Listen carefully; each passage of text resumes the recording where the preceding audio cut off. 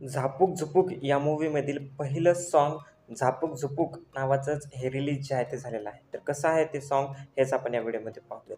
तर सूरज चव्हाण या गाण्यामध्ये आपल्याला लीड रोलमध्ये जे आहे ते दिसणार आहेत. मूव्हीमध्येही तेच लीड रोलमध्ये आहेत. परंतु आता हे सॉन्ग कसं आहे जर सांगायला गेलं तर मी काही अशा टाईपच्या सॉन्ग्सचा फॅन नाही बघा, जे की रॅप सॉन्ग्स आहेत. तशा प्रकारच्या सॉन्ग्सचा मी काही फॅन नाही. परंतु नक्कीच हे गाणं जे आहे ऐकल्यानंतर मला तरी वाटतं, की आता बऱ्यापैकी चांगलं चालेल आणि मेन म्हणजे चालत देखील आहे. जर तुम्ही याच्या व्ह्यूज जर पाहिल्या, जवळपास 6 लाखपेक्षा जास्त व्ह्यूज झालेले आहेत आणि नंबर 5 वरती हा मूव्ही ऑल इंडियामध्ये ट्रेंडिंगवरती देखील आहे. त्यामुळे बऱ्यापैकी हा चालेल देखील.